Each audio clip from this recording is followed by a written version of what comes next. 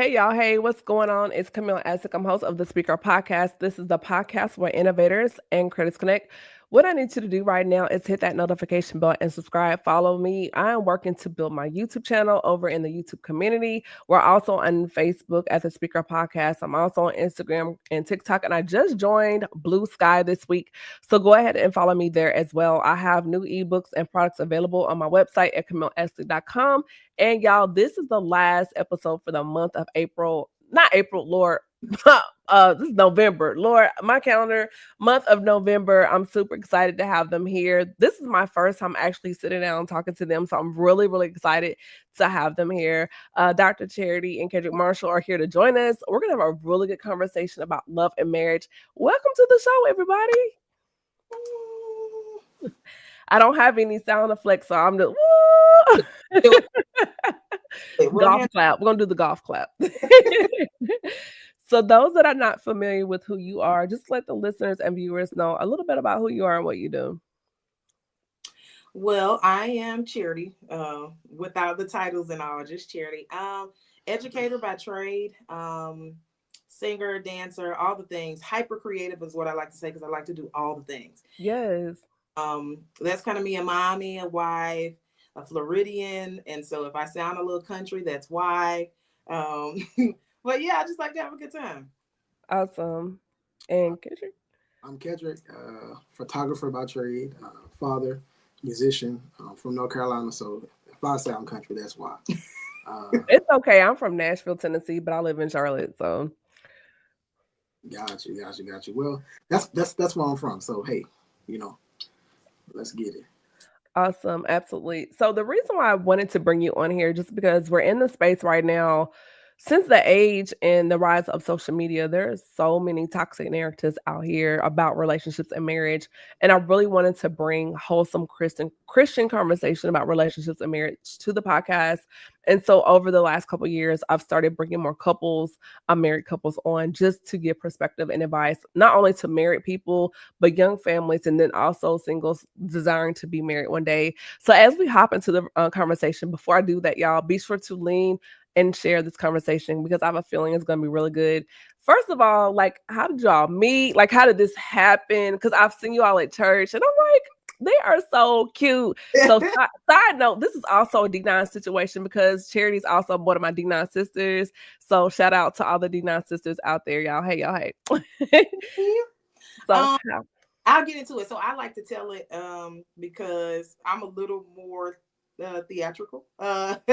And people, he's so melancholy, but it really is kind of like a Lifetime movie. A lot of people never believe us, but so I was singing at a concert. I didn't know him. I was living in Florida at the time. He was in North Carolina, and a mutual friend of ours. So we didn't know each other, but someone that we both knew shared the concert that I was singing live at. So he ended up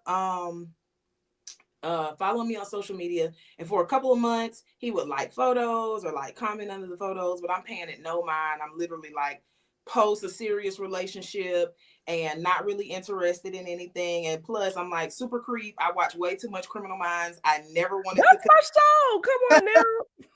I never wanted to connect with somebody via social media, so I literally paid it no attention. Coming from the church that I came from, we participated in Lent, the Lenten season, which is the fasting up until Easter, the 40 days of fasting. But I usually go until Pentecost anyway. And so we ended up kind of just like exchanging some small words in the comment section on Instagram. But I ended up going on my fast unannounced because I don't know you. We're not friends. We don't talk. I don't have to announce, right, that I'm fasting. So I disappeared basically. And he would have to tell you what he was thinking at the time. But when I came back after 100 days, so I did 100 days of fasting. Wow. When I came back, I had all of these messages in my inbox from him. So initially I'm like, block, you're a creep, like, you know.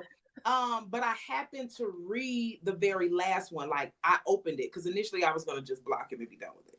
But I read the message and it had a scripture attached to it. So I said, let me see what he's been talking about. And I scrolled up 70 something messages, right? I went all the way back. Whoa, how many messages? Yes, 70 something messages. Hear me. But I had been gone for 100 days, right? So I scrolled back up to the beginning. And I said, because I needed to see, like, okay, do I need to call the police? Is this a stalker starting or something? And the first But when message, they want you, they will stop at nothing. That's a whole nother. We're gonna get into that. But when a man wants you for real, he's gonna be persistent. Go ahead. yeah.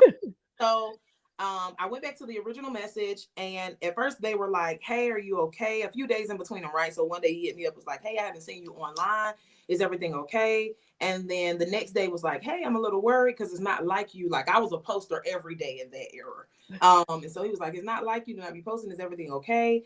And then a couple days after that, the message said, "I prayed and I asked the Lord, were you okay? And the Lord told me that you were. So I'm going to send you messages, if not every day, every other day, so that when you return, you will know that somebody has been thinking about you." Full stop, Charity. Wait a minute. First of all, I'm still processing the 70 plus messages. Honey, Number two, him saying that he prayed about your safety. right, right. Let's unpack that for a second. Honey, I was so blown. I literally had to get out of my like panic of safety mode and be like, "Oh my God, is this real? Like, who would do something like this? Who does this?" And Right. um, so I said, "Okay, I won't block him. I'll just leave it open." So I posted, right, so that he would know that I was back. He was like, "Oh my God, I'm so glad that you're back. I hope that whatever you did while you were away, that it was, beneficial and that you got what you needed." Da da da. And I said, "What's wrong with you?" That was my response. Like, "What is wrong with you?" And he was like, "As I said in the message, I wanted you to know that you were on someone's mind and that I was praying for you. I was thinking about you." And I said, "What do you want from me?" Because we don't know each other. We're not talking at The that point. guard is up. Yeah. So he was like, "Nothing but to get to know you. And if you ever decide that you want to get to know me, here's my number." Now here I am playing the hard girl still at the time. I'm like, I let a few days go by before I even was like, you know what? I'm gonna text him. And I did, and kind of the rest is history. I text him thinking that we were gonna enter a texting relationship for a little while. And he was like, "I go on my break in 30 minutes, I'm gonna call you." He He didn't made time. He made time. he did not call. He FaceTimed me, and we sat on FaceTime for 4 hours. And What? literally history. So I didn't even go back to work off that. I went from break and I just went home after that. I think. What? So there are a couple things to this before we hop into Kedric's side of the story. Um, we hear so many women that make excuses why a man is not consistent. Oh, he was busy with work, or we see guys that are hot and cold. Like you hear from them, then they're gone for 2 weeks and they pop up. They don't even say, "What are you doing?" It's just WYD. sure, And so I think on the lady side from you, Charity, can you kind of dig into intention, like good intention? Because intention can be good or bad, but being sure. positively intentional and the show up, like being present and consistent, because I really think ladies really need to hear what that really looks like and why that matters from the beginning, from day one. For sure. One thing that I've known from my previous relationships is that, right, hindsight, and this is kind of general, hindsight is 2020, but most of the time the red flags would have already been there from the beginning. And so if you have someone on the onset that texts and misses time or every other day, or they plan something and they're inconsistent or whatever, those inconsistencies are likely to exist later down the line. That's one. So two, it's about being emotionally aware. Like, what's happening? What do I need? Does this person kind of naturally or innately provide that? And I'm talking about on basic terms. I'm not saying anything like extremely complicated, but just in a basic, Absolutely. like, if I'm a talker, are you willing to talk? If I am I like hey, I'm thinking about you. That I'm a acts of kindness, kind of, that's my love language. And so acts of service, those kind of things. And so one, just being aware enough to know what it is you're looking for, what it is the person that's providing, and not being willing to negotiate or bargain that in the beginning. That's one. Two, having a relationship with Lord is really first and foremost, but I said Paramount. it. Truth of the matter is, one, had he not used discernment, or two, had I not used discernment, our connection may have failed from the get-go. I was in my natural self being more protective, more guarded. It took me already coming out of a place of prayer and fasting to say, wait, hold on. I don't think this is what I am initially believing that it is. Let me take a minute. Let me ask the Lord. Let me pray. Let me see, and the same for him, right? Because I could have been off entertaining other people. I could have been doing whatever else, but he had to follow the Lord as the Lord led him as well. And so those two things, right? Making the Lord the center from the very beginning, not even together, because at that point we weren't together. I'm talking about separate. You and your singleness. If you still aren't consulting the Lord about what he looks like, what kind of job he has, his location, right? Because I knew in my mind, I said, this would never work. I never wanted to live in North Carolina, so I'm like, why would I even da. But God knows. And so you using your relationship with the Lord as a guide, because the Lord said he will be a guide, but then also being aware enough to say, he said he was going to call me in 30 minutes. Did he call? Because A man of his word. Yes. Right. All of that is important, even from the beginning. Kedric, so what were you thinking? What was running through your mind, sir? Like, what was it about her that made you even take that leap of faith to even do that, especially in our generation, our time? Oh no, like I saw her picture. Like when I saw her picture in the video, I kept going back to it. So then I eventually reached out to the friend that posted the video, and I was like, "What you know about her?" And she was like, "Oh, that's Charity. She's this and she's that." And I'm like, "All right, forget all that. I'm about to just reach out myself." And when I reached out, I don't think she responded. I don't think you responded right away. I don't think you did. So I'm sitting here waiting, and then the little bit that she did respond, I was like, okay, she having a little conversation here and there, but it ain't like she trying to make me like play. She's playing hard to get. That's what I was feeling. To make you work. So on top of that, vanishing for 100 days, I'm like, man, how I feel like I found the one. I ain't never talked to her, and then she ghosted me for 100 days. So I'm like, all right, that's what it is. I'm gonna jump in But that. you didn't ghost you, but you didn't know that I though. didn't know Like that. you didn't know. So you know what? I was like, I think I had told my brother, I said, I'm gonna jump in the inbox for 100 days. When she come back, she gonna have 100 messages from me. Wow. And, at first, I thought, she was just gonna block me anyway, because that is kind of creep for somebody to send you. Yeah. I was really concerned though, because she really was a poster from like the few weeks that I had been following her. She was a poster. She didn't ever go live, but she might drop a boomerang here and there. You know what I'm saying? So I was like, all right, is she dead, or did something happen to her, or what? But you didn't know she was on consecration at that time. So No, I didn't know. So when I think we finished up, did I jump in and finish up, or was that the next time? Finish the fast with you? Like how did that work? So come around the next time, he's fast forwarding the whole year. By the time we are together by this point, Lent comes around again. I'm like, okay, it's Lent time. I don't talk as much during Lent, whatever. And he was like, okay, cool. What are we fasting from? And so he's different because they don't make them like that anymore. Honey, I say something about those country ones. I tell you, you just don't really have time to waste for real. Like I'm getting older, she getting younger, and you just gotta Yeah, that Jack and Edge ministry. We ain't getting no younger. We might as well do this. Like, yeah. When you know, and that's a real thing. I know a lot of people say that jokingly, but when you know, you know. And I wasn't gonna stop until, like, not on no creep, but I wasn't gonna stop until she gave me a yes. I just see like so many, and I've been guilty of it too. When I was in my less informed chapter of life, but a lot of women I've known, you probably heard it too, Charity, where um made excuses for the guy not being consistent. And then when he gives these excuses, it's like, well, he's been working or he's this, and then this came up. Like, and it's like we're committed to the narrative.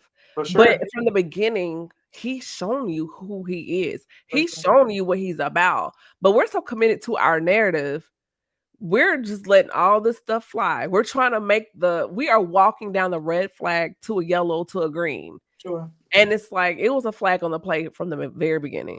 Right. And the other thing is, and I tell people this, introspectively, what we allow tells us a lot about ourselves, right? Prior to him, when I look back, I accepted a lot of things from guys, inconsistencies, dishonesty, disloyalty, all those things. But the truth of the matter is, it really kind of tied back to some of my childhood traumas and my own version of value, right? Because, and I like the way that you said uninformed, right? Because I was younger, I was still coming to know myself for real, for real. Yes.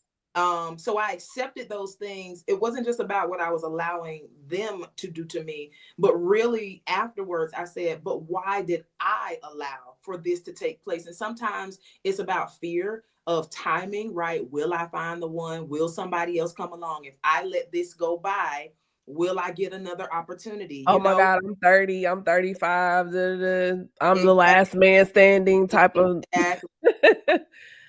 We will allow our decisions to be driven by our own natural inadequacies and Mhm.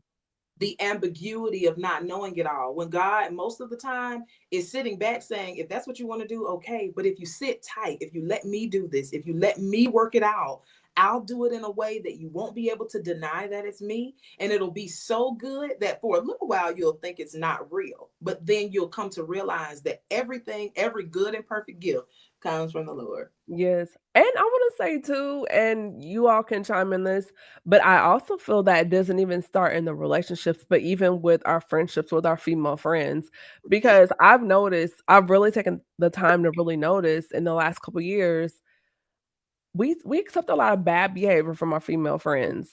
Like, Mm-mm, they go get a man, they disappear for 6 months to a year, then they break up or get divorced, and it's, "Hey, girl, I'm back," and we welcome them back into the fold.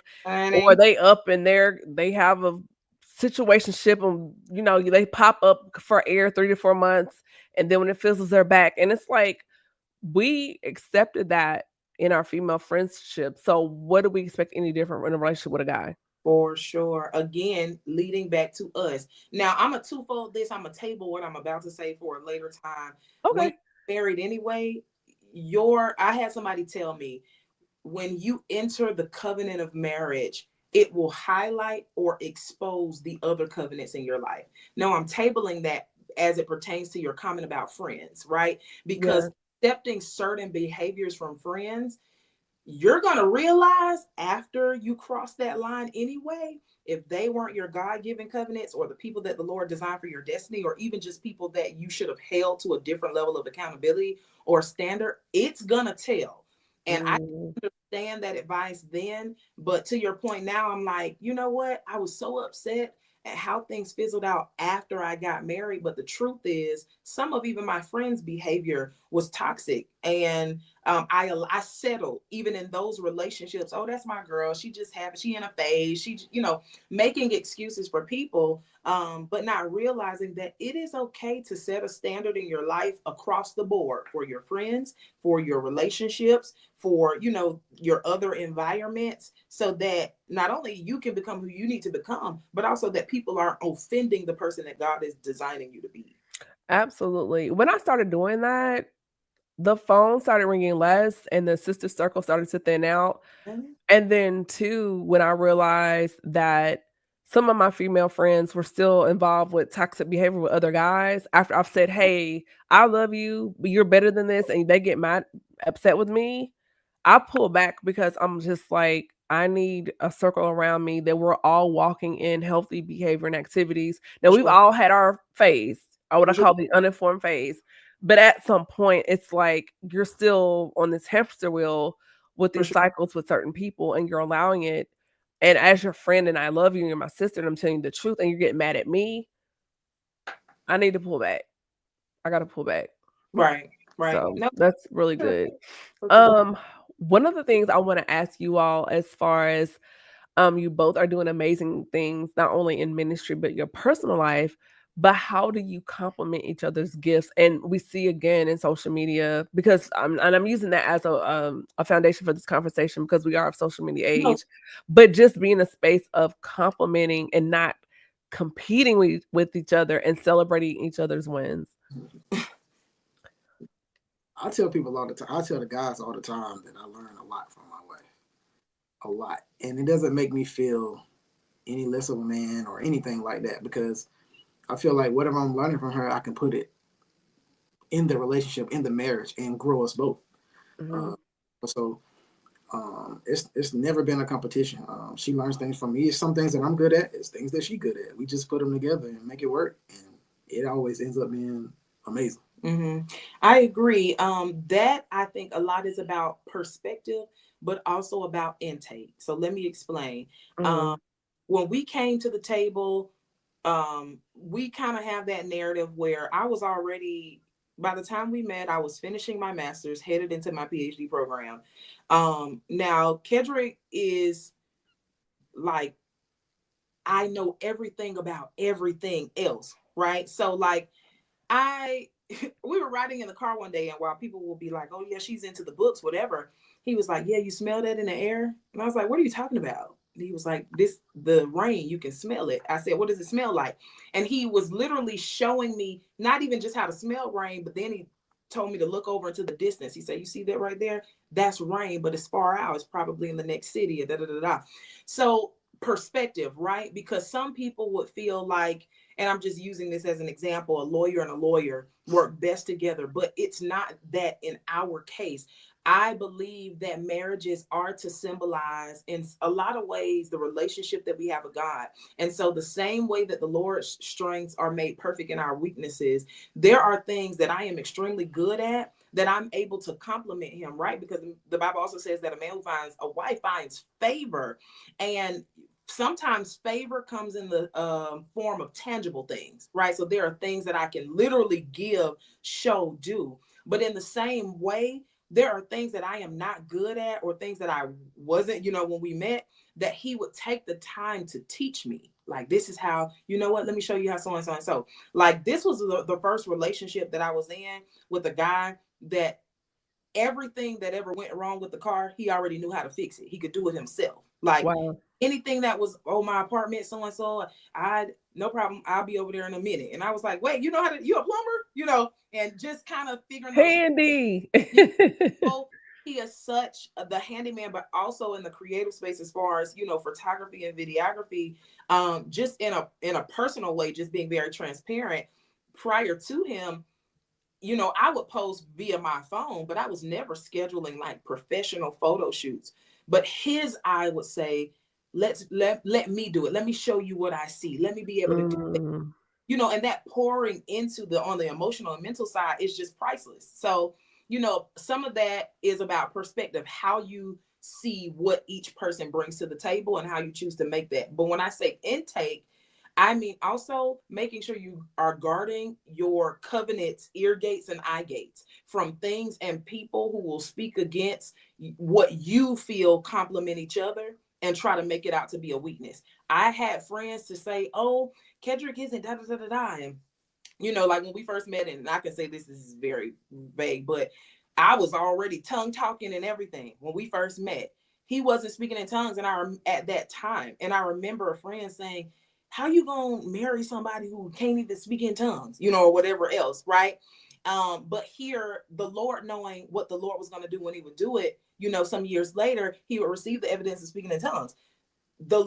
But not guarding that, I could have used that for somebody close to me, dear, years in, right? To say that I could have been like, dang, maybe they right. But no, I told the Lord, he doesn't have to be the full package of anything. Give him a heart that's towards you and make him a right man. Because I had dated preachers and all the things, and they were horrible people, But are any of us ever the full package?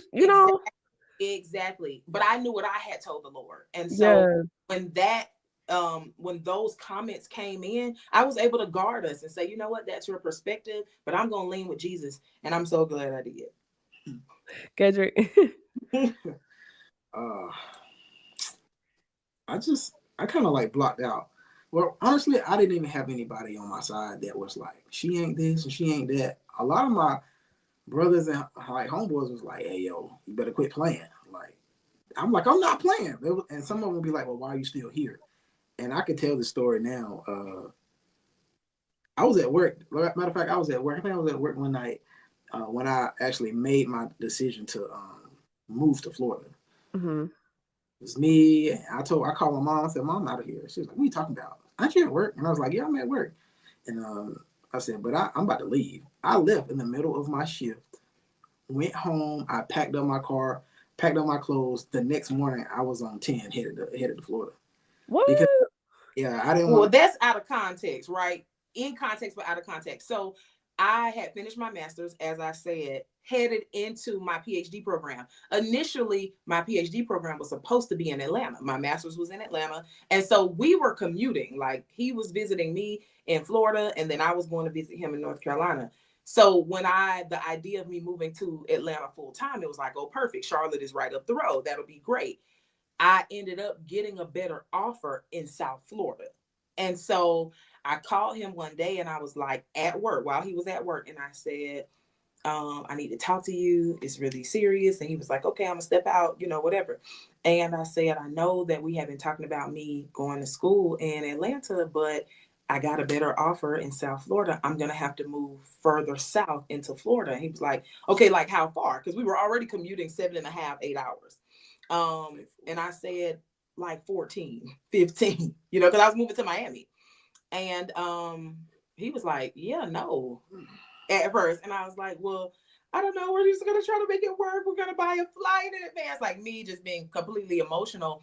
And he was so calm. And I didn't know why at the time. But I think he had already said in his mind, like he was telling it from the aftermath, like, yeah, I'm definitely. So I asked him to meet me in South Florida, help me while I was going apartment hunting and stuff like that. Well, when I called him to tell him that I was getting ready to be at the airport, he was like, okay, let me know when you make it. Da da da. I'll let you know when I make it. Well, he was already there. So he had already gone to Florida, already started his apartment hunting before I got there. I'm the reason why we're in Miami. I just want him to go with me. And he had already gone before me and set himself up. And so when we met, I'm like, well, how you got here so fast from the airport? Because But the that airport. goes back to a man being intentional and knowing what he wants, and he's already making plans. What's that song by Wale, Matrimony? And it's just like, I know we doing a lot of R&B, but Yeah, yeah, but it's just like, he has plans for you, and when he does that, then he's gonna put those things in action. So absolutely. And that's what happened. So, I said out of context, but I literally meant he was missing the huge part that we initially planned to keep commuting, but once he knew I would be a little more out of reach, he made sure that I was not out of reach. that's really good. So then going deeper into this, because we have a lot of what I call Instagram relationships, and people do a lot of promotion online. But what about just being purposeful in your relationship versus doing it for the gram? Because isn't it really about just having real connection, real friendship, real intimacy, and not just for likes and clicks and shares and the algorithm? Like, what are your takes on that? That stuff can't take care of you at home. Stuff I think you need to say that again. it can't take care of you at home. It can't cook for you. It can't read when you're having bad days. It can't do any of that, anything for you. But anybody can like a post, but like, what are you like at home? You know what I'm saying? Like, can you feel me when I'm quiet? Can you hear me when I'm quiet? And Instagram posts and likes, like people sell love all the time, but that gets you nowhere. Like it literally gets you nowhere. And when you close the phone, close the laptop, close social media, and if you're doing it for that, at the end of the day, you're still by yourself. Hmm. And that's a whole nother like topic, because people smile and laugh all the time on social media, but be sad when they close it. They'd just be sad, and you wouldn't know that because they got a million likes.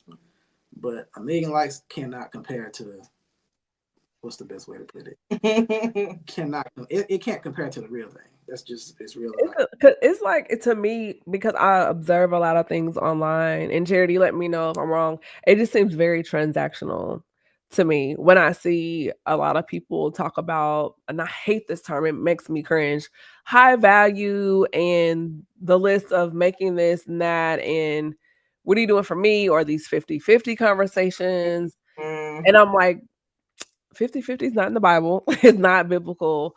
And so I just hear these things, and at the end of the day, I don't care if they're making seven figures, because you can be a high earner, but it doesn't make you high value if your character is in the deficit. And Absolutely. so I'm looking at character. What is your intention?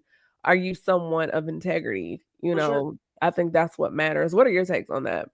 honestly, you're going to get all of that offline anyway. What came to mind when you initially brought it up is he and I posted a picture one time because for the first, I don't know what, year and a half, almost 2 years, we didn't post each other. So we were together. He had already moved to South Florida technically, but we didn't post each other. And that was kind of, I am more private. People actually have our personalities very wrong. So he is way more of the outgoing, very like, I don't meet no strangers. I want to talk to everybody. I'm really the complete opposite.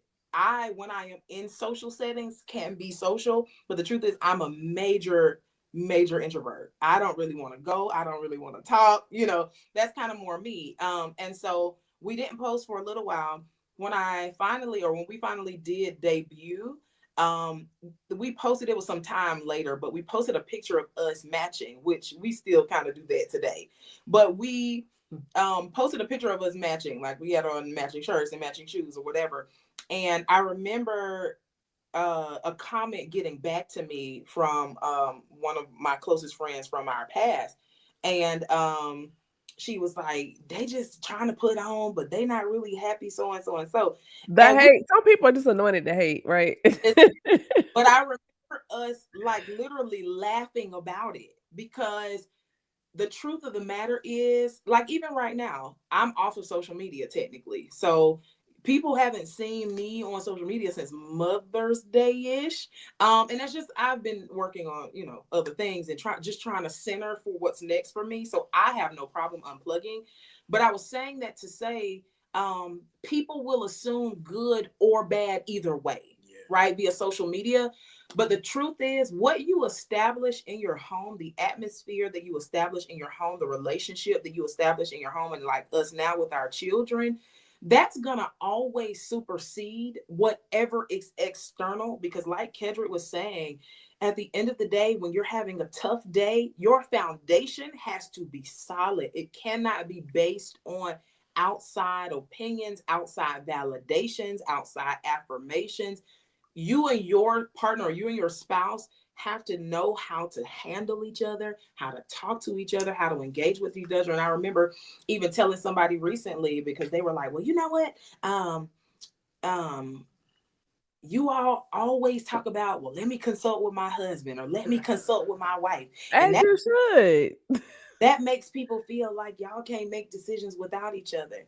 And I said, the truth is, it doesn't matter how it makes other people feel, because what we have come to respect about each other is that we respect each other's time and opinion enough to consult one another. Absolutely. And so I use that as an example to say, we are already sure on that boundary. So it didn't matter whether, outside social, what people see, if they validate it or affirm it, because we have tried to be really intentional about, okay, what matters to us? What is important to us? And if people really, really knew us, they know we're not anything but a bunch of goofballs who like to have a whole bunch of fun. And we sit and joke and laugh and play all day long.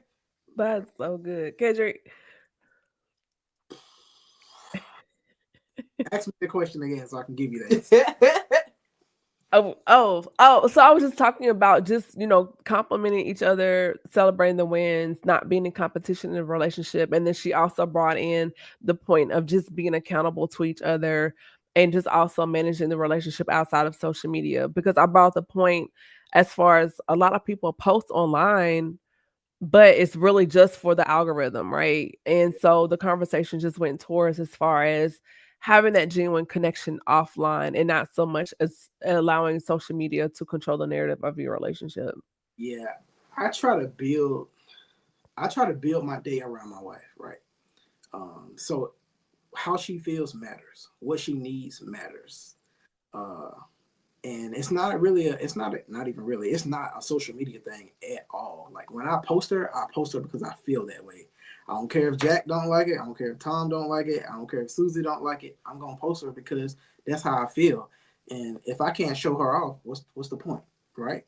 If I be proud and happy, what's the point? Or if I can't be excited to have her the way I do have her, what's the point? And I want people to know that what we have is authentic. It's real. It's not for show. It's not for play. Who you see is who you get, and that's just us. Like she said, we are jokesters. We love each other. We just like to have fun. We like to dress alike. We like to just like to be together. Like, is Just that being besties oh, as you should. together like all the time? Like some guys and some of the fellas might beat me up for this, but some guys just be like, I need my space. I need my space.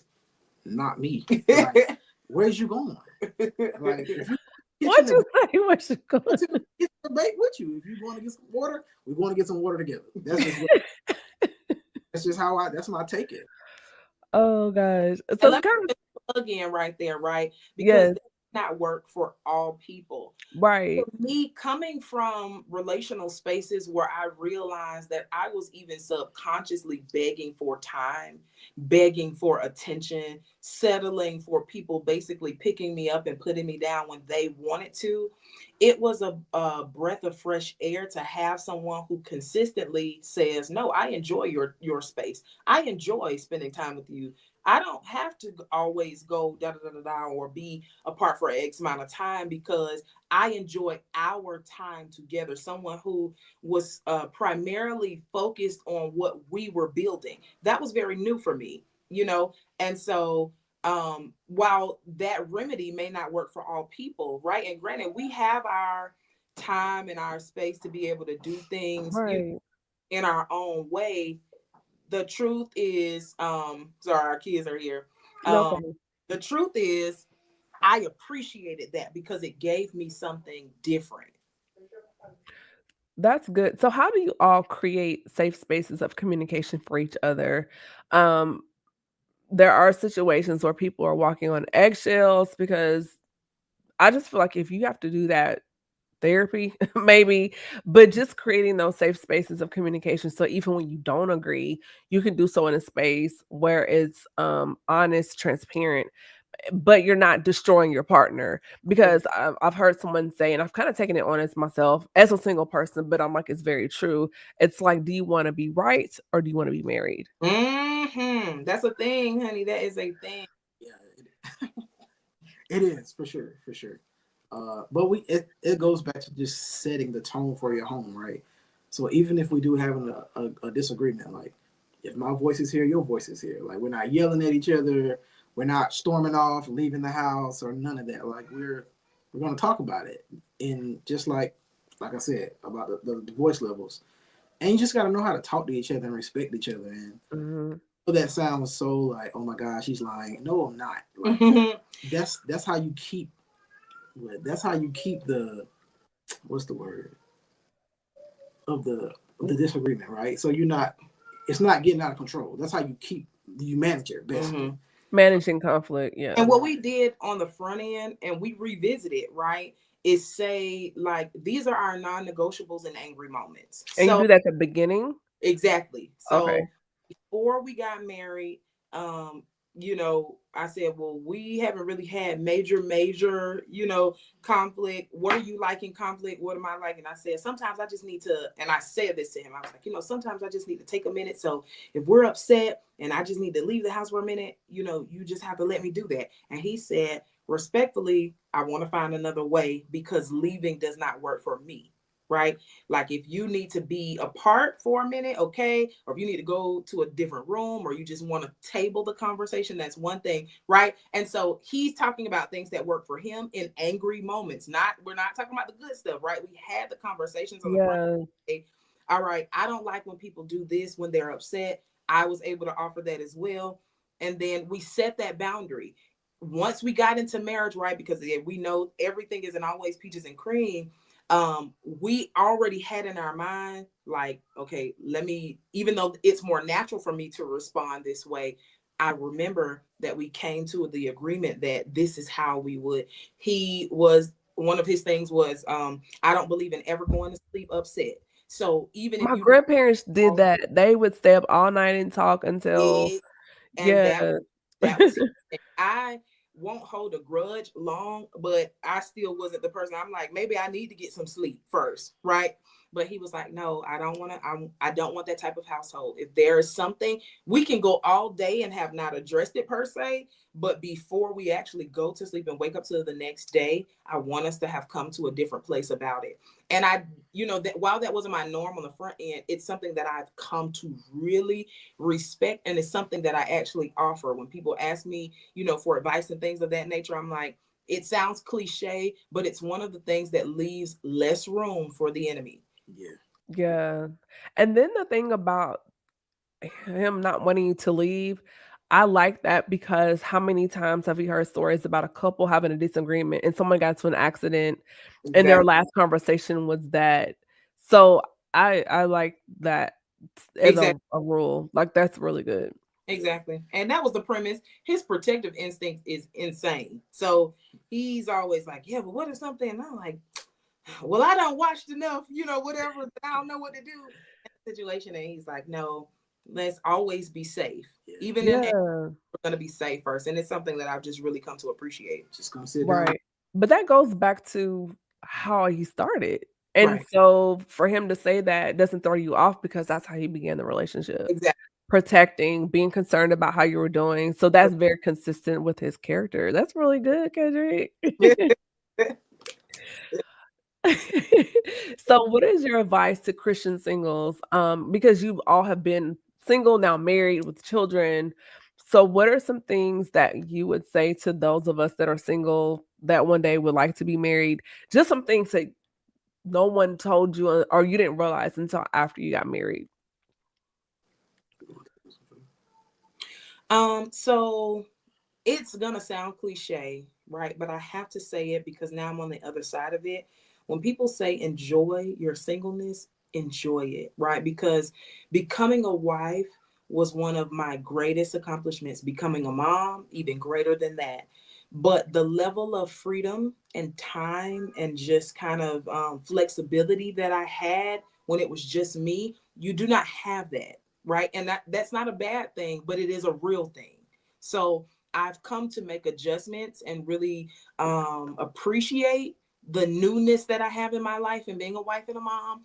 But when you're single, you really have the time to invest in yourself, to really pursue dreams and goals that aren't attached to other things, that aren't attached to other people, to build a life that you can enjoy fully without necessarily having to consider, just like right now we got kids and now you hear them and you won't hear them in just a second, but that's the point, right? When you want to do things and schedule things, it's always with someone else in mind, right? And again, that's not a bad thing, but just being able to enjoy the time. And I say more than anything, as a mom now, enjoy that sleep, honey. Like being able to take a nap, Sleeping in, taking naps whenever you want. all the things, enjoy that space. That's for one. But two, one of the things, this is the second part to your question. You said, that you wish people would have told you, is Mhm. that advice that I got about friends. Someone else at that same time also offered that. She said, when you become a wife, you're gonna lose many friends.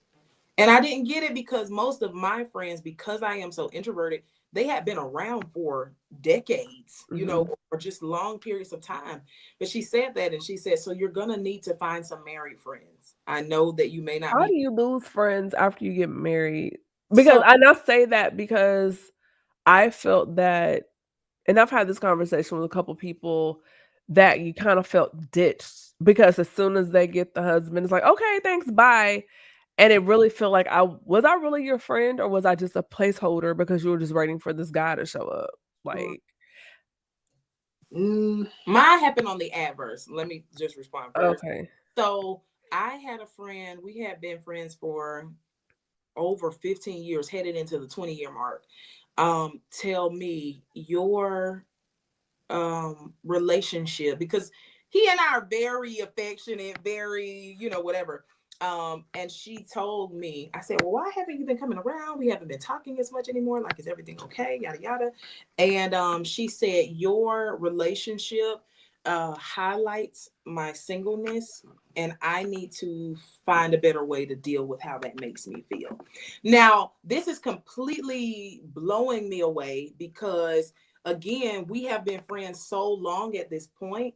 it's not something that I would have expected from, that person. But I'm using that as an example, excuse us, to say that threw me off. But to this day, our friendship, after almost 20 years, completely dissolved. And I never knew any extra details beyond that statement. Another case, I had a friend, once I got married, became hyper indulged in the idea of also having a spouse at the same time. Like, oh, if you got your man, that means mine must be on the way. This my season, da da da da. And so when it didn't manifest in the time that she thought, same thing, just kind of disappeared. And it wasn't like that for all of the relationships that I lost, but just as an example, right? Because on sometimes your priorities change, right? I might not can stay on the phone till 3 o'clock in the morning. I might not go out for girls' night, every time now that I have 2 children, all those things. And so those are factors. So whereas I do believe that some people experience like, oh, now she married, so now she don't know us. Our narrative was the complete opposite. We were looking for our friends. Like, where is everybody gone? And Yeah. they just kind of disappear. But back to the advice portion before he steps back in, is whatever your idea about marriage was prior to marriage is still not gonna fully prepare you for what it is. So you have to start losing some of those. Like for me, I remember circling back to my mom and asking her, why would you or even other married adults in my life basically create like this dreamy fantasy around marriage and not Especially in church. It's and not bad. give me the real practical, this is what it really is. This is what's going to really help you, just the more tangible things, right? It's not as emotional as people will assert, like, oh, it's just a dream, and, da, da, da. And it is, right? I love being with Kedric. We have a great time, all of those things. But there were still some very logical principles that had to make sense in order for this to work. If you are a saver, I'm just using it as an example, but you get with a big spender, it really don't matter how much you made, right? If he doesn't have good budgeting or he isn't willing to learn good budgeting, I'm just using this as an example, you're still going to find yourself in tense conversations about logical things. Not that you won't love that person, but if they can't get a grip on going to the strip club or whatever the thing is, right? Not Magic City. That's that's logical, very transactional things that still need to be consulted. And so the advice in a nutshell is still to lose whatever box that you've put marriage in and really allow for it to blossom into whatever the Lord is designing it to be. Absolutely. They say the wings are good, but I don't know. But Kendrick, not about the wings, but your part of the question. Um, I think like when we got married, I don't think I lost friends. They did take like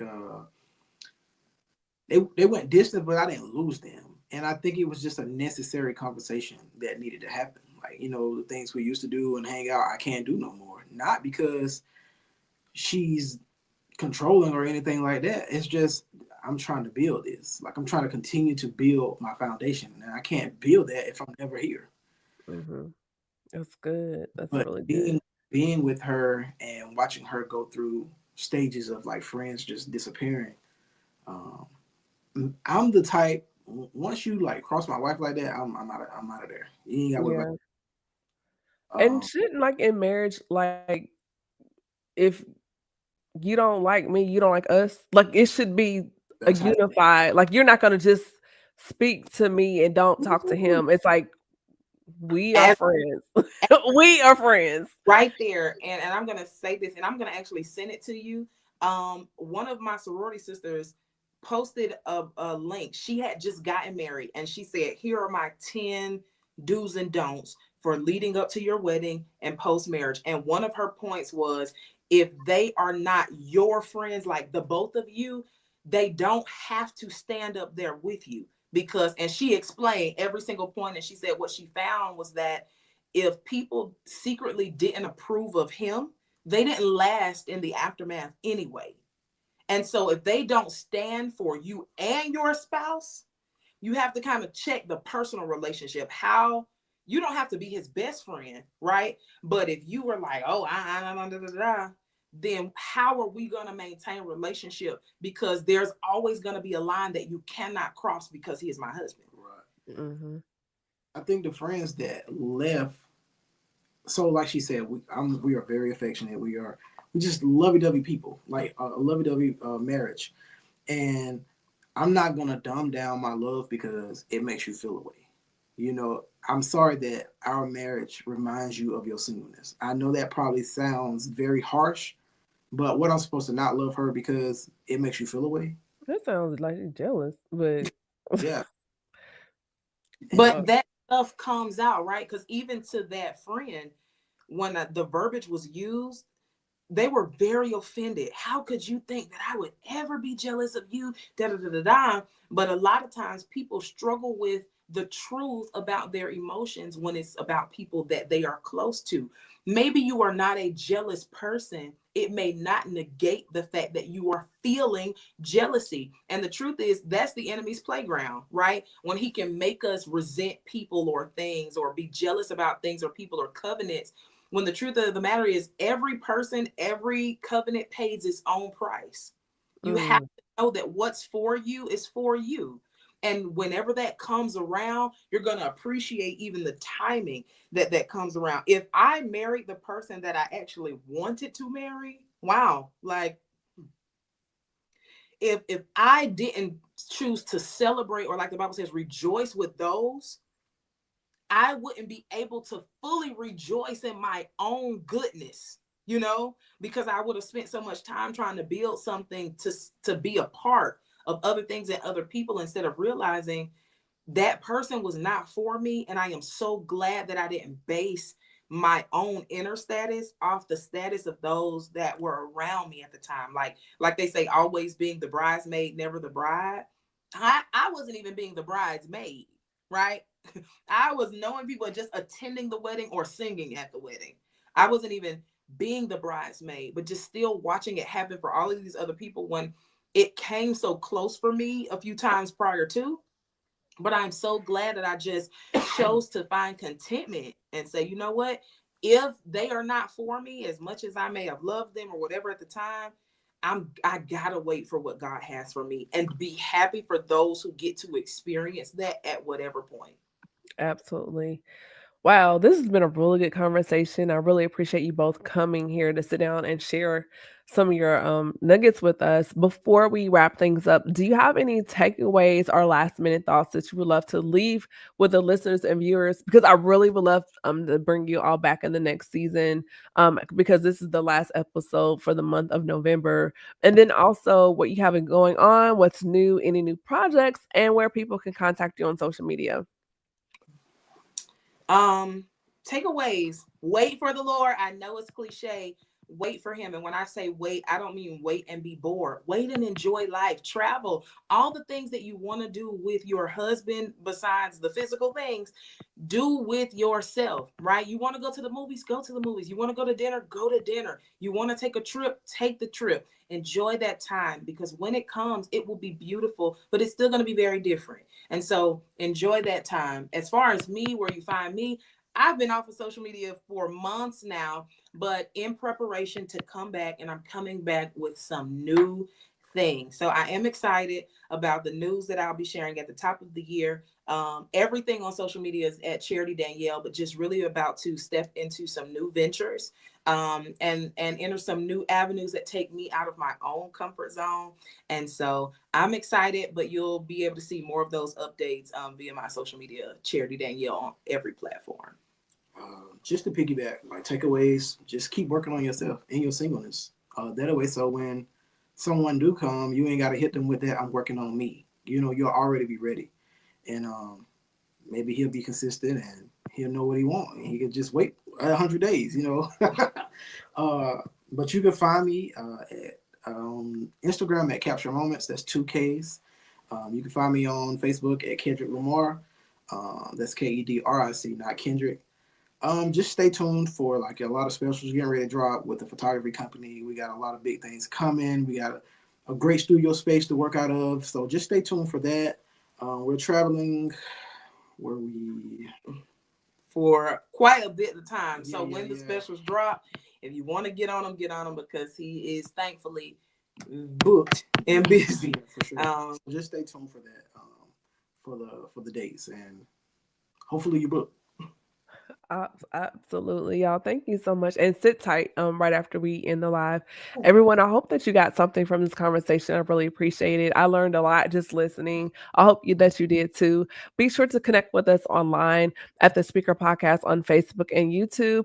My new ebook is out, Women Empowered and Unleashed, is available on my website at CamilleAsic.com. I am working to build my YouTube channel, so please slide right over, hit that notification bell, and subscribe. And y'all, normally I do a sabbatical December to January, but we have a couple of things coming up in the month of December, so be sure to stay in the loop for that. With that being said, this is Camille Esick. I'm host of the Speaker Podcast, the podcast where innovators and critics connect. We will not be on next week because next week is Thanksgiving.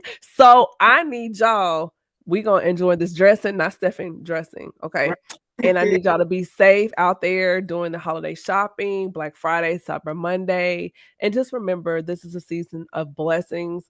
Also, reach out to those that may have lost loved ones because of seasons like this. It can be hard for some people. So just let people know that you're there for them and be supportive. Love you all. Good night. Be blessed. Bye.